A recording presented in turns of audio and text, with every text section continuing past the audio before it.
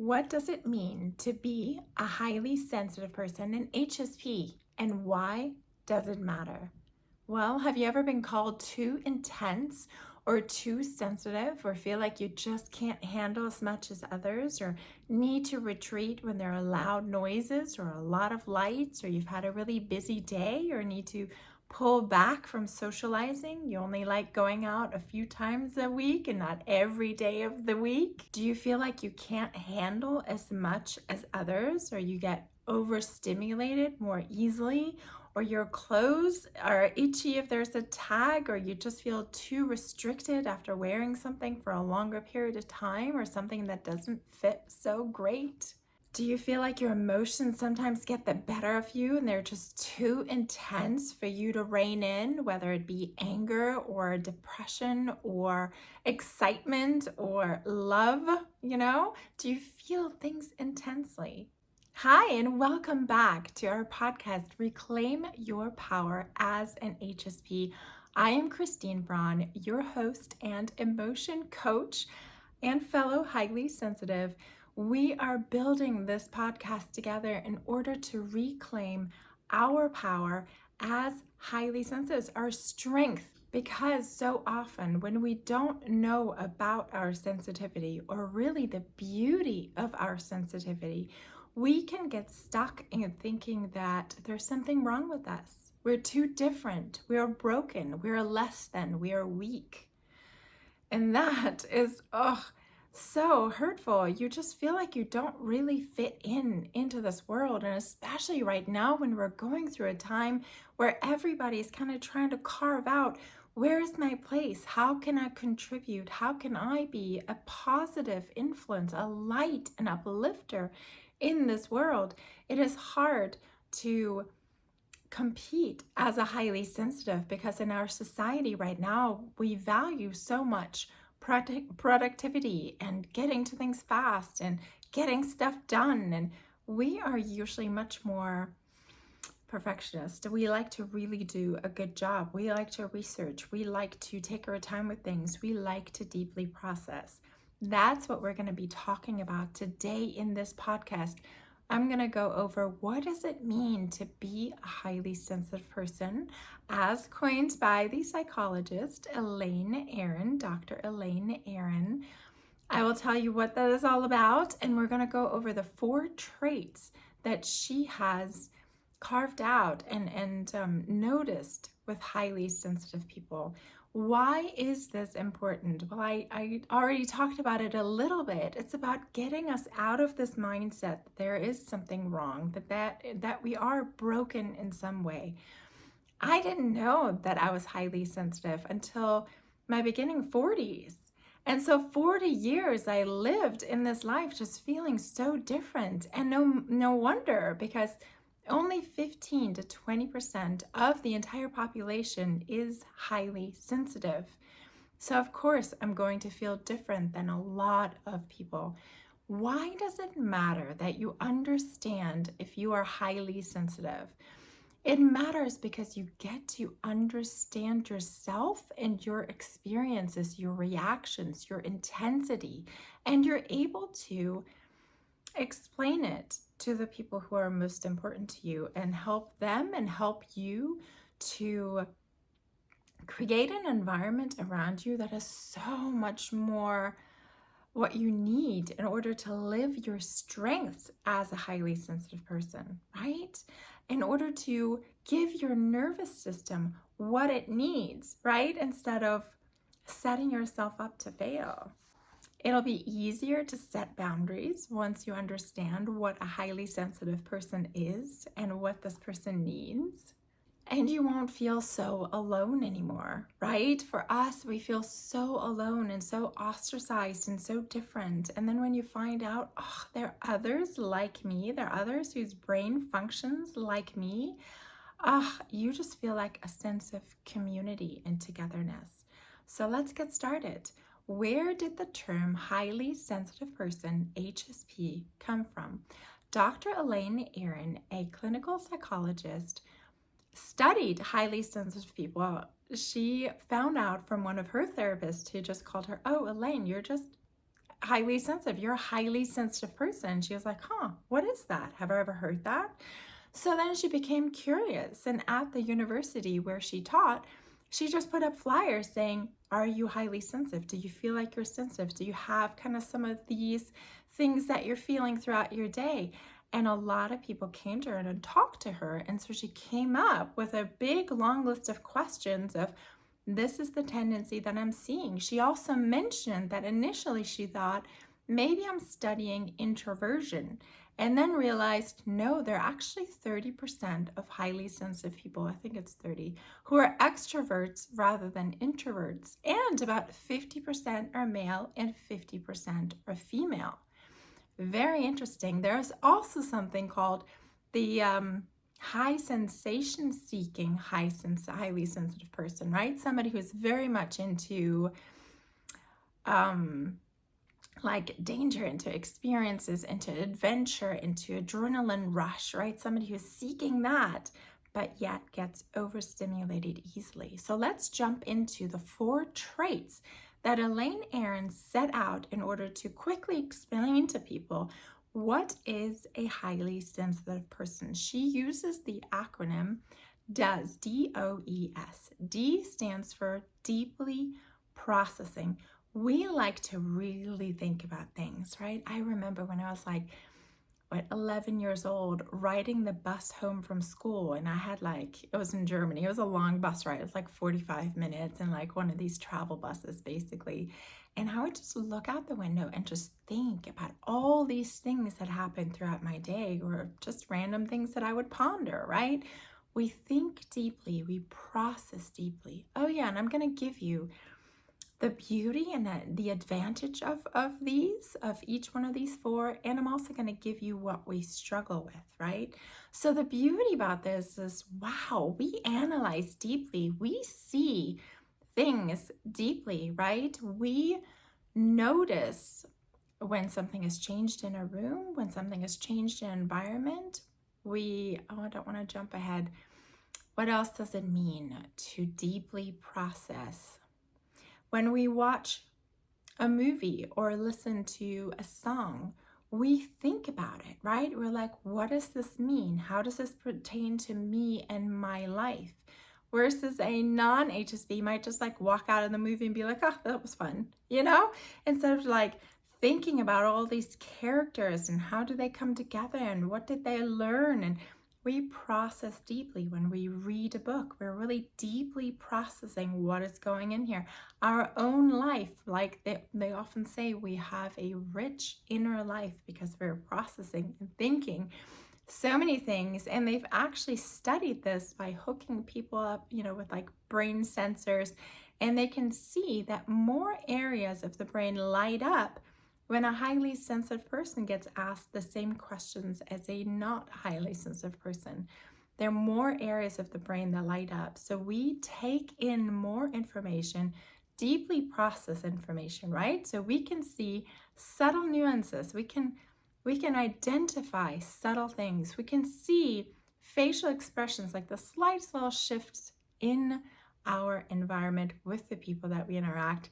That can definitely come in handy, even just as like a survival mechanism, right? What are the downsides of it? Well, there's a lot coming at us, right? And sometimes people get really annoyed with us when we're just like, oh, do you always have to think about all these deep things? Can't you just have fun with me? Can we just have an easygoing conversation? Can we just chit chat instead of having to go so deep into everything? I love deep conversations. Get a good partner who you love doing deep conversation with, because that is definitely amazing when you can find somebody to do that with, because we get tired of the chit chat, right? What's the next one we go into is for overstimulation, right? So like the downside, the challenge that comes with overstimulation is, if we process deeply, we have a lot more things flooding our system all at once, right? We pick up the lights and the temperature and the emotions in the room and everything that's going on. We're going to get overstimulated more easily, right? Our threshold for stimulation is way lower than people who are not highly sensitive. So a lot of times we get headaches or we just need to lay down. We get really fatigued. We don't want to go out into big social situations if we're already had a lot going on. Sometimes I feel like, oh, I can really only go into like 3 different places a day. If I have to go to like 10 different places a day, I'm just like, oh, it's just a lot to handle and wrap my brain around, and every place has a different energy. It's just a lot. I'm going to be wiped at the end of the day, right? So this overstimulation that occurs more easily, we then have to take the time to process, time to regulate our nervous system, time to relax and recuperate.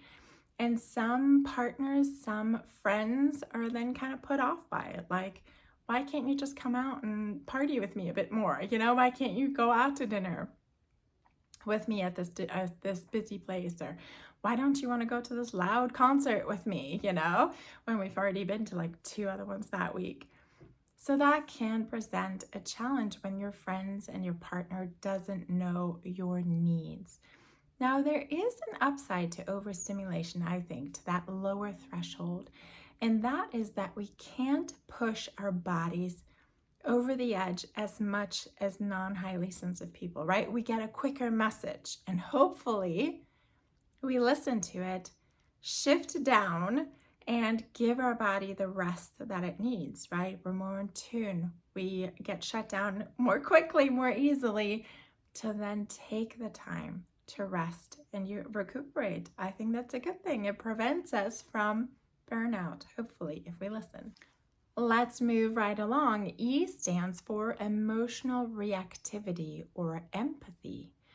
Boy, do we feel our emotions intensely. And anybody who knows us deeply, anybody who knows us, like our mom or our sibling or a friend or a partner, they know this about us. We are intense. When we are excited, happy, passionate, we know it, they know it, everybody knows it, because we get loud, we get intense. We like to share that energy. We're in a good mood.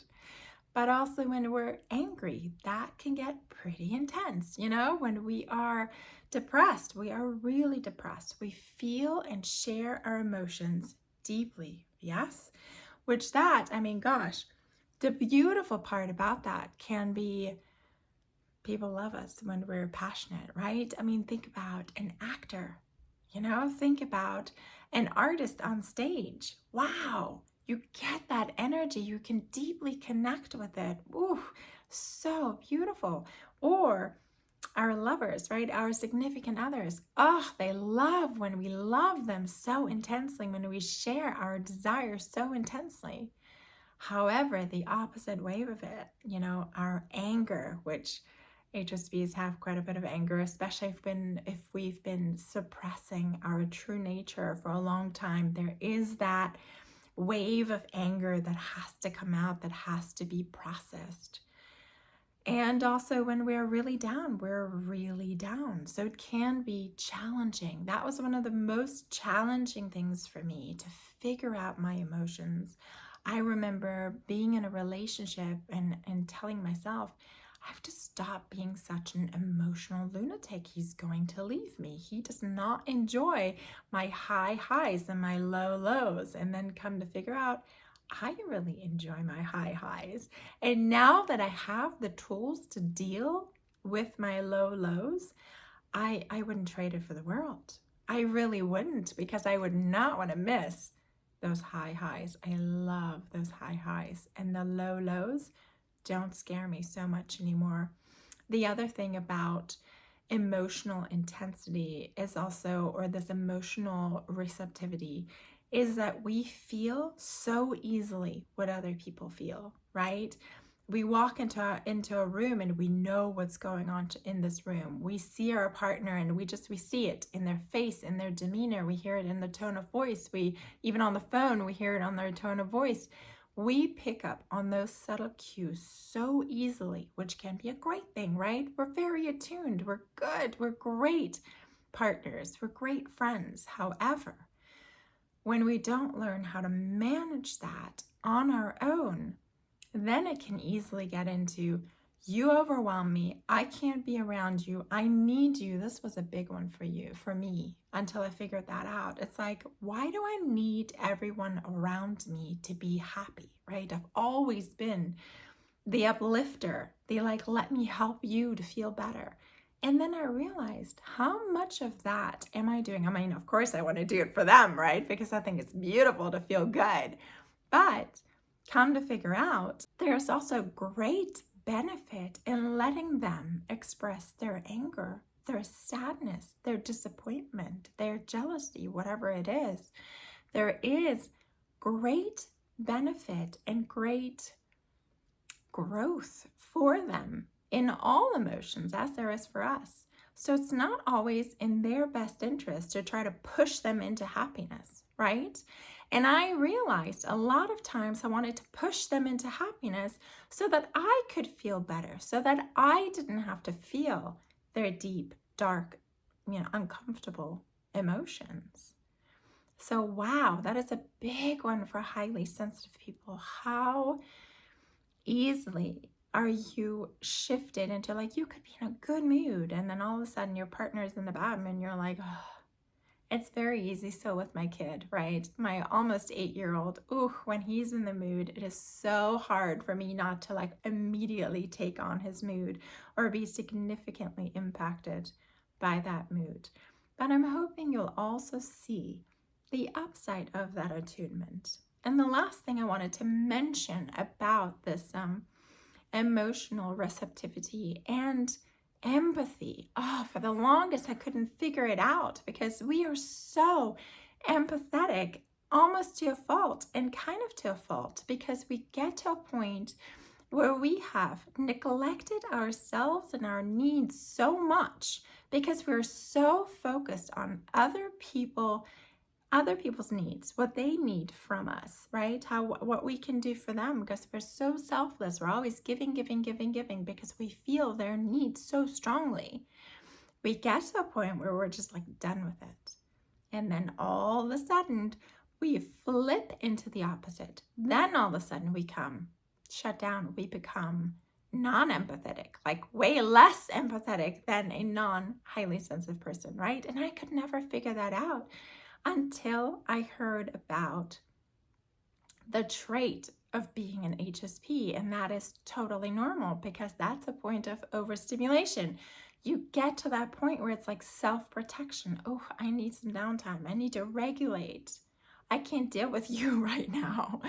And it was so good to hear that, because I was deeply judging myself for when that flipped and when I felt like, oh my God, I have no empathy left. I wish they would just like get done with it. I wish they would just take action. I wish they would just like stop complaining about it. You know what I mean?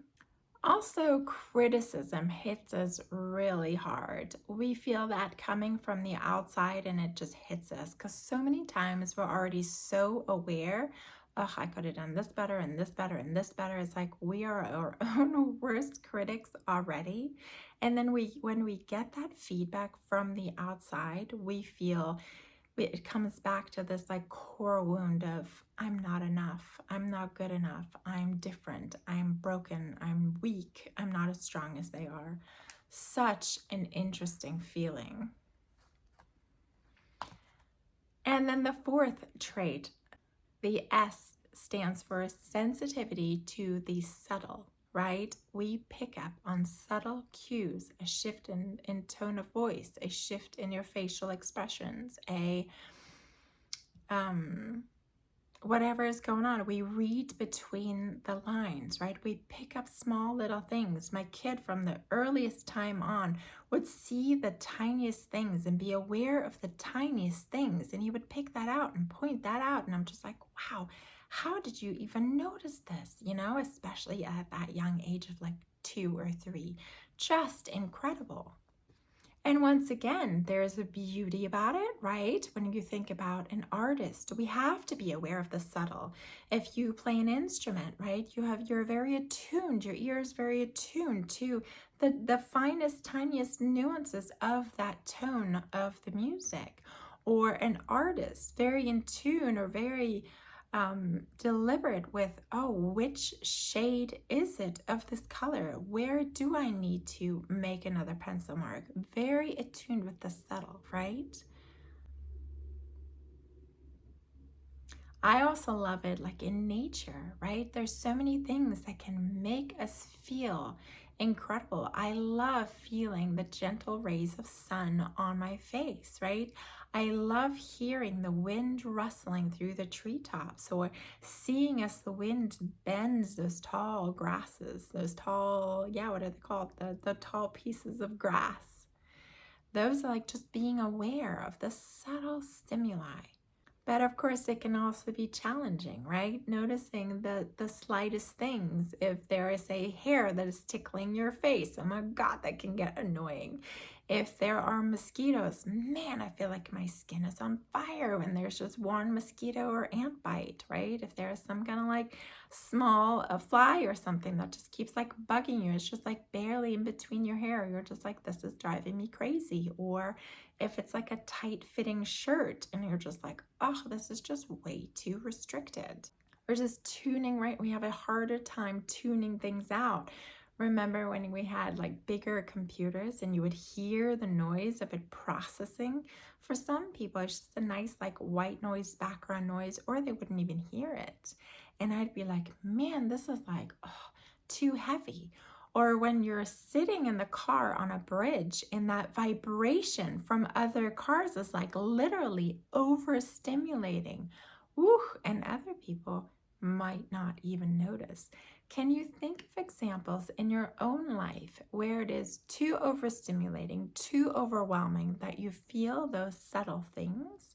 And can you think of some beautiful examples where you saw something that others didn't see and it really enriched your experience? So let's bring this all together and review, right? As Elaine Aron put this together, the most significant 4 traits of this personality trait called the highly sensitive person, the HSP, that by the way is very different from autism. It is not considered part of the neurodivergence. It is a character trait that she isolated and studied, put a book together, which is a great read. She also has a test on her website, which I'll link below, that is just a number of questions that you read through and answer and see where on the spectrum do you land, because it also could be that you're slightly highly sensitive, moderately highly sensitive, or really highly sensitive, right? I score pretty much a 7 out of almost all of them. So it just depends on where you are in the spectrum to understand, right? This is the thing that the take home message is like, when you understand yourself and why you are the way you are, why are my natural reactions like this? It helps you to understand yourself, to accept yourself, and then it's so much easier to love yourself. Now, here's another, oh gosh, bonus, right? That took me a long time to figure out. I just thought, like, this is my personality, this is who I am, like it or not. Now, part of that I feel like is true, right? This is why we are taking the time to talk about the highly sensitive person. There are traits, there are definitely things that my brain is doing, that my nervous system is doing. I'm highly attuned. It gets me to where this is how I see life. This is how I respond to life. However, there's also a part of my personality, your personality, that you get to choose. What kind of person do I want to be? Because then I can hone my skills. I can choose who I want to be. I can choose how I do things differently. And even just to understand, like, for example, something I don't like about myself a whole lot is that I'm constantly late for things, right? Usually just 5 to 10 minutes, but I always feel bad about it because I don't want to take up other people's time. But I'm also just very particular, right? As highly sensitive, we can be very particular. A lot of times this food that I'm putting together, my lunch that I'm still prepping, I want to get through my entire morning routine. I want to make sure all my T's are crossed and all my I's are dotted. I want to make sure everything is in the place that I need it for the day before I get going.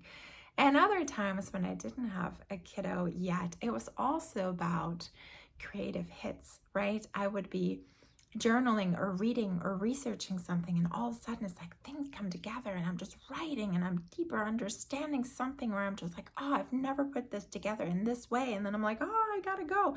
Let me just write like this down, 5 more minutes, and then I'm running late. So it's amazing once you understand, okay, now I can understand why I do this.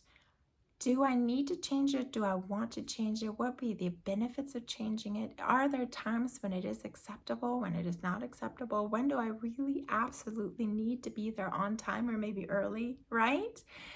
It gives you a chance to get to know yourself and get to know and love yourself. So incredibly important because you are with yourself 24/7. Be your own best friend. Nudge yourself gently into changing things you think it would be great to change, but also accept the core of who you are. So let's wrap up those 4 traits that we talked about of the highly sensitive person. The DOES. D stands for deeply processing. We deeply process. And gosh, we can just say, oh, that's the wisdom, right? Oh, we have so much wisdom. We deeply process.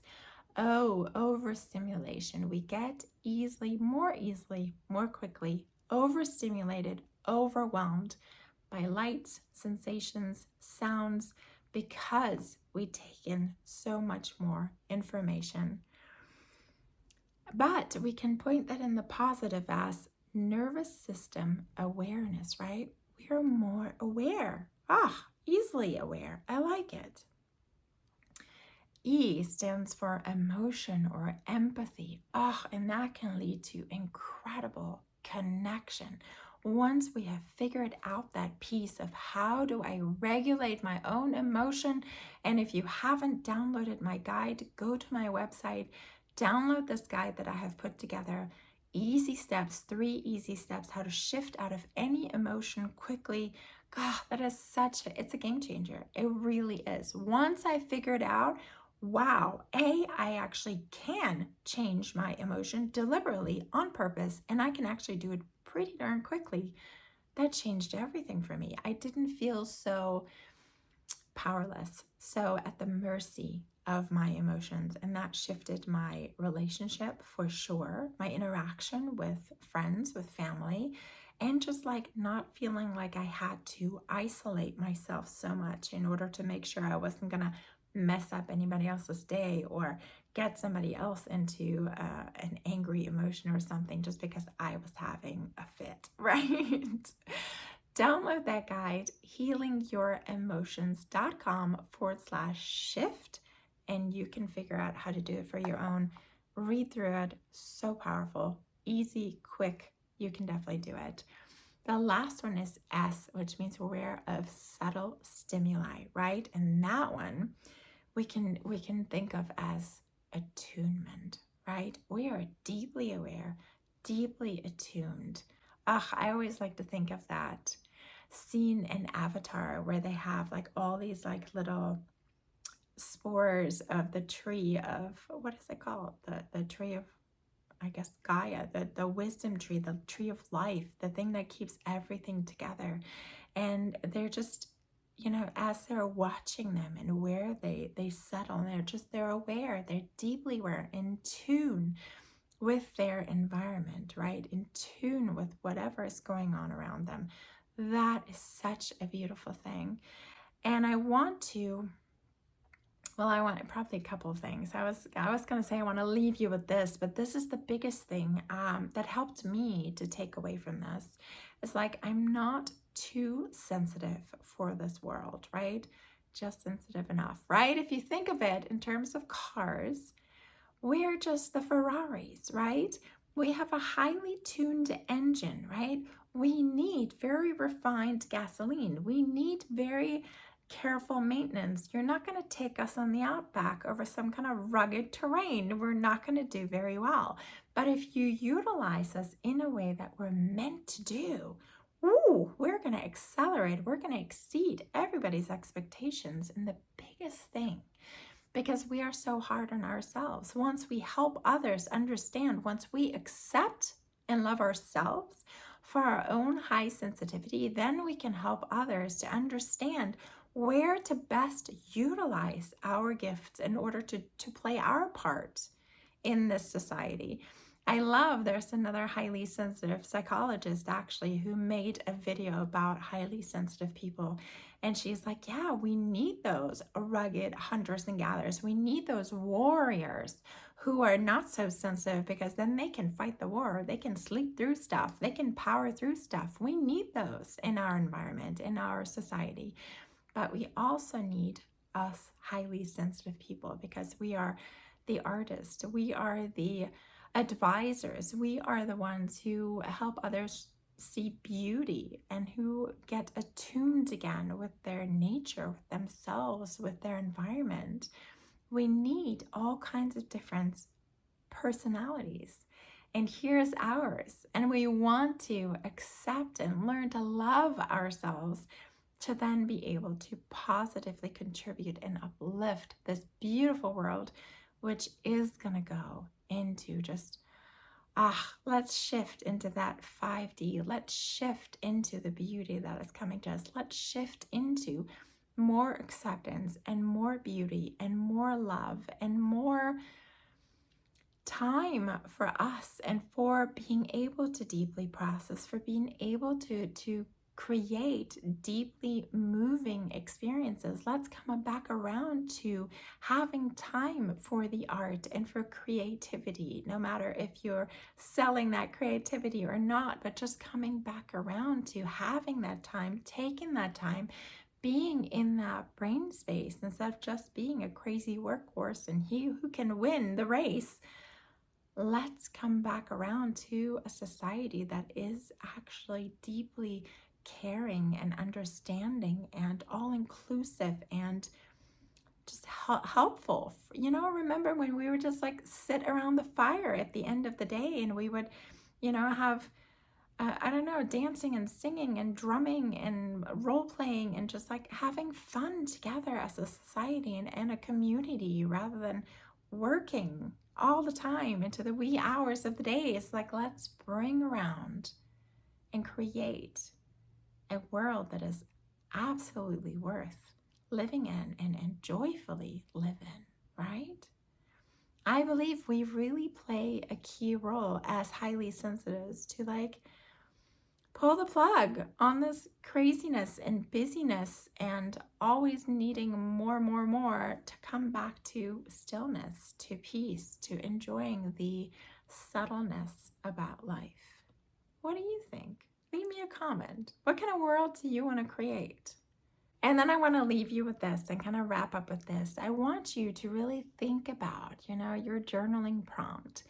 What has been the hardest for you, right? Think about DOES. Is there something that's been really hard for you as a highly sensitive person to think, man, I wish I wasn't so highly sensitive, because this is just like too much. Other people just have an easier time with that, right? What is it? And then is there also something that you really enjoy about being highly sensitive? So I'll try to think of something. Well, I've already mentioned, I love my high highs. I deeply love that feeling of inspiration, that feeling of passion, right? When you're just like, you're ready to go. You have a mission. You're just like, I'm so deeply passionate about this. I can't wait to do this, right? I love those high highs. And my biggest challenge with being highly sensitive can definitely be that that tipping point to overstimulation, especially as a single mom with an almost 8-year-old boy who is very social, very extroverted, but a highly sensitive, who like drags me around to all kinds of different places, and I'm having to engage so much, plus running my own business, that sometimes by the end of the day, I'm just like, that was a lot. And then you get home and he's still going, and there's like noise, and even just sometimes the way he's just like loudly talking because he's intense, right? And just like, I can't handle it anymore, right? It's like that flipping point of just like, wow, I can't do this. So then it's like, okay, earbuds, let's calm down. Let's take a moment for myself. And let's know and understand that evenings aren't going to be um, my most calm and my most playful times with my kid. I do much better in the morning and throughout the day than I do in the evening. In the evening, it's just like, okay, kid, let's get these evening routines done. Let's snuggle a little bit. Let's read a story and go to bed, right? It's not going to be a like wildly playful time. So understanding yourself, understanding your rhythm. I'm trying to think if there's something else. Probably in relationships, if like, gosh, when I get triggered, I really get triggered. But the more I work on myself and with law of attraction and with what I understand about being a highly sensitive person, I can flip that boat around so much more quickly than I used to. I used to ruminate for days, sometimes weeks, being in certain moods, and now it's usually minutes, sometimes hours, so much more quickly than it used to be. This work is really worth it, and I honor you for being on this path. And I am so excited that I get to meet and talk to fellow highly sensitive people. I really think we are a beautiful, beautiful trait and part of the society. And I love also explaining to not so highly sensitive people what it is that we're all about. So thank you for being here. Thank you for listening all the way to the end. And I'm so excited to see you for another episode next Wednesday on Reclaim Your Power as an HSP. Have a good one. You're awesome. Keep being unique. Keep being yourself. You are an incredibly beautiful soul.